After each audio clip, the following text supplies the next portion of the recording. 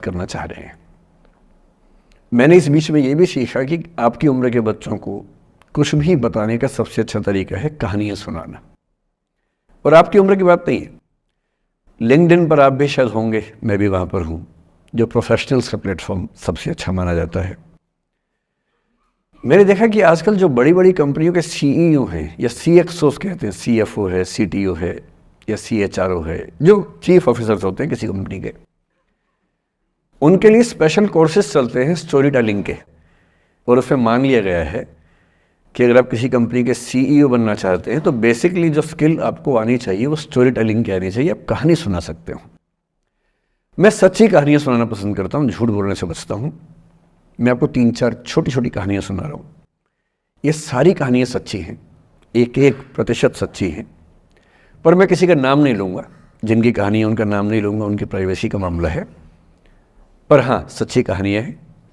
अच्छी बात है कि इन कहानियों के किरदार हम लोग नहीं बने, ईश्वर करे हम कभी ना बने, लेकिन कहानियाँ सच्ची हैं।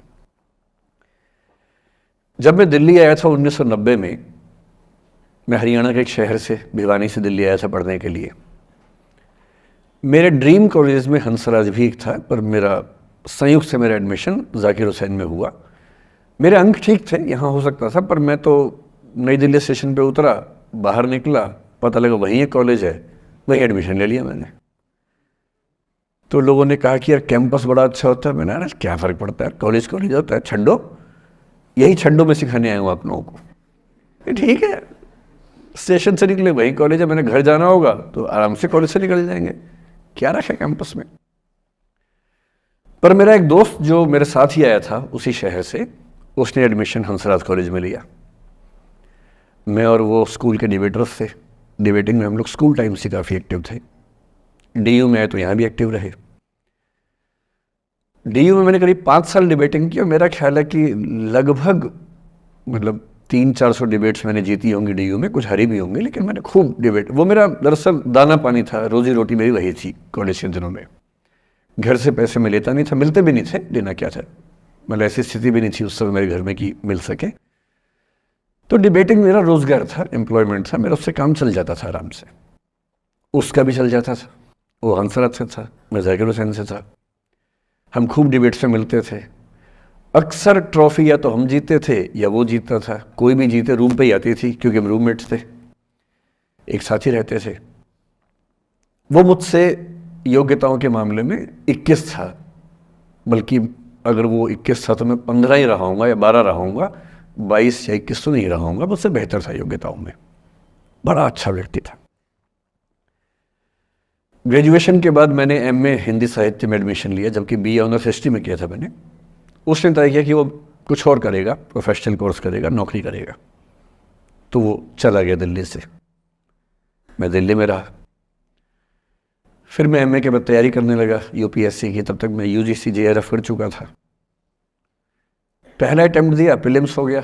मेंस मेरा 96 के मेंस की बात कर रहा हूँ, मेंस शुरू होने वाला था, 2 दिन रह गए थे। करीब 10 दिन पहले वो मेरे पास आया हुआ था दिल्ली में, मिलजुल के अच्छे से बात कर गया था। उन दिनों उसका एक प्रेम संबंध कहीं हमारी ही एक मित्र के साथ चल रहा था। हम सब दोस्त थे, तो उनमें से 2 लोगों का आपस में का अफेयर था। मुझे नहीं पता क्या हुआ, लेकिन मेरे मेन एग्ज़ाम से 2 दिन पहले रात को 12 बजे एक फ़ोन आया और ये बताया गया कि मेरे दोस्त ने फंदा लगा के अपनी जीवन लीला समाप्त कर ली है। वो दिल्ली से दूर था कहीं,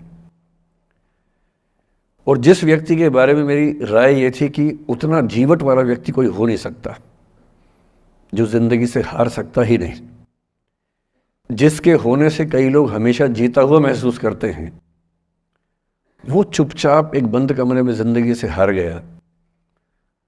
मैं आज तक नहीं समझ पाया कि ऐसा कैसे हुआ। बाद में टटोला, उसके पेरेंट्स से बात हुई, भाई से बात हुई। उन्होंने उसकी याद में एक सोशल वर्क शुरू किया ताकि किसी और बच्चे को ऐसा ना करना पड़े। तो जो हल्का हल्का अनुमान हुआ वो है कि शायद कुछ ऐसा था रिलेशनशिप में जो नहीं संभल पाया था, और रिश्ता टूट ना जाए इसका दबाव बहुत ज़्यादा था, और वो दबाव झेल नहीं पाया। इस उम्र में ऐसा